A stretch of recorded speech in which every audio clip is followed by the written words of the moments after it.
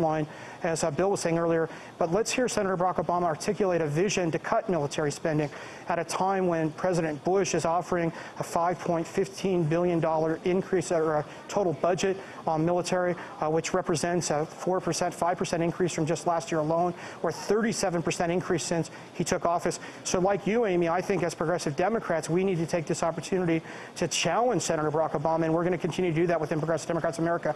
The reality is within Progressive Democrats America, Senator Obama was the third choice. Less than 12% of our membership were with Barack Obama. So I think this morning, Amy, to make a distinction between the senator, his record, and the Barack Obama movement, and I think Tom Hayden is helping to articulate that, as are many people this morning. We need to keep him honest, and I agree with you, Amy, and I think the challenge for us as progressive Democrats, and I think one of the educational moments for a lot of us, is the work that can be done within our congressional districts. All of these caucuses, as well as the votes in the primaries, are taking place in small battles in congressional districts. Last night, the anti-war movement lost an opportunity in District 14 out in Illinois. John Lesch should have won. The anti-war movement should have been better organized. We have an opportunity next Tuesday with Donna Edwards out in Maryland to take back one of the Democratic seats from a corporate inside the Beltway, born-again peace candidate or Congressmember Al Wynn with Donna Edwards. So I think, Tim Carpenter, Amy, in challenging Barack Obama. As we move into that, please address that more directly. The issue of congressional races. There's so much attention right now on these big presidential primaries for both Republicans and Democrats. But what about these congressional races? For example, Donna Edwards. Well, that's why Well, I agree, Amy, that too much of the oxygen is being taken out with the presidential campaigns. We can make an impact, and why Progressive Democrats of America was born on the eve of the Democratic National Convention 4 years ago was because progressive Democrats and peace and justice activists need an inside-outside strategy. We need to organize and mobilize. We need the street heat, as we've said today, but we need to get inside the party, and that's what these congressional races are, that opportunity for us. The Democrats won a majority, and unfortunately, as you know, Amy, winning a majority of Democrats hasn't moved the question of ending the occupation or moved us any closer to single-payer health care.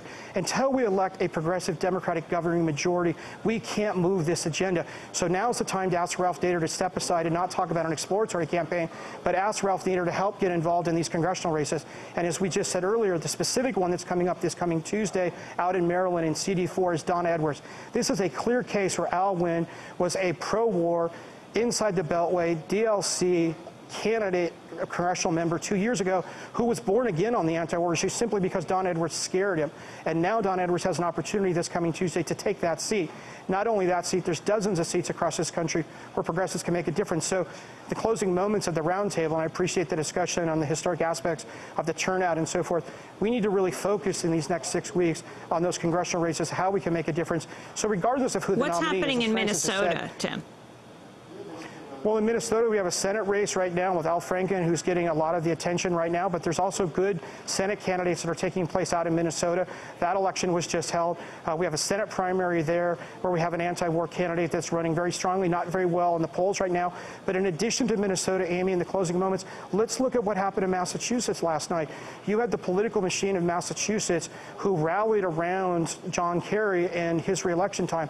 I think that's a race, as well as in Minnesota in the Senate race, but out in Massachusetts, where John Kerry, a Democrat who gave up on the party in Ohio, who gave up on the recount, who turned his back on the anti-war movement, and threw the presidential election on a calculated decision on a wrong vote in the Senate. That's a race where we can get involved as progressive Democrats and move the debate. Ed O'Reilly is a progressive Democrat that's running. Caucuses are taking place right now out here in Massachusetts. We had elections this past Saturday where dozens of progressive Democrats were elected to challenge these Democrats. And as Francis said, it's our responsibility to seize this movement and to take it inside the Democratic Party and to move the debate on these issues. And we can do it in the Senate races. We can do it in the congressional races. And I encourage folks to get engaged. Go to the Progressive Democrats of America website. There's 8 candidates that we've endorsed we can't even get to today out from New Jersey and California that are challenging inside the Democratic Party in the primary and challenging Republicans where we think we can make a difference. And until we elect that Democratic majority to govern, we can't really move whoever the nominee is. So that's why in the closing moments of the roundtable, I hope we can talk talk a little bit about that. Bill Fletcher, let me go to Bill Fletcher on the issue of war. Barack Obama makes a very strong case for not just being ready on day one, but being right. Yet he has called for expanding the size of the military by 92,000. Then there's the issue of health care. Neither candidate, Obama or Clinton, have called for single payer, though Hillary Clinton has presented a plan that would cover 45 million Americans to Obama's something like, what, 22, 23. Your comments on this? Building on what Francis said, I think that Senator Obama, as much as I respect him, has been very wobbly on a number of these issues. And so what excites me is the possibility of pushing him. And so in that sense, I think it's critically important that those of us that are supporting Senator Obama not try to make him something that he's not. I've heard a number of commentators over the last number of weeks, and some good people that I respect, attempt to change or turn Senator Obama into someone who's far more progressive than I think that he actually is. We can support him, and we can support him critically, but I think that that means that when there are issues like around military spending or the Middle East or health care, that we have to come after him, and we have to insist that he get off the fence and that he advance politics that his base is really looking for him to espouse. And that's what I think is really incumbent upon us, rather than just simply falling over in favor of him because of our excitement with his campaign. I agree with Francis and with Bill that we need to really put the focus on what are the elites thinking right now? Who's the best for elite interests? Who's the best for empire? We kind of forget that, and we can't let the excitement around Obama or Clinton make us just magically forget that, you know, we have a war and that we have kind of imperial corporate interests in the world. And so I would argue, who would be best if I was in the elites? Who would be best for the interests of empire? I would say it was either a black man named Hussein or a white woman named Clinton. And so as we get enthusiastic and passionate about whoever we vote for, we should keep these questions in mind, because our citizenship is indeed an imperial citizenship. What do you mean by empire, and why do you think they would serve it? Well, in terms of corporate interests, if you look at Gallup polls of nations across the planet, there's an absolute repudiation of the United States, especially the United States government. Just ask anybody that travels to Europe or Latin America or anywhere else. So the world's waiting and watching to see what the United States is going to do and how that will affect corporate interests that are, you know, the motor of empire. And so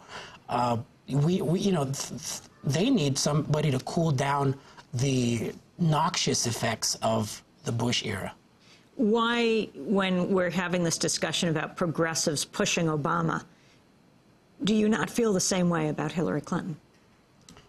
I think that Hillary Clinton, despite the fact that she in one debate she called herself progressive, she's really not. She's, I'd say, a neoliberal candidate that represents, you know, Goldman Sachs, military industrial interests, and others. And so isn't Goldman Sachs one of the top contributors to Obama? Yeah, they're all in the same bag. I'm not pitching one candidate or the other. Bill Fletcher, let me put that question to you. You say, let's push Obama. Why not push Clinton?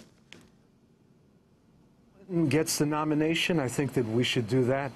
I think that in the run-up to the Democratic Convention and a nomination, we should absolutely keep the heat under her, in part because since there is not a fundamental political distinction between Senator Obama and Clinton on the issues, what's happened is that there's been a great deal of symbolic politics.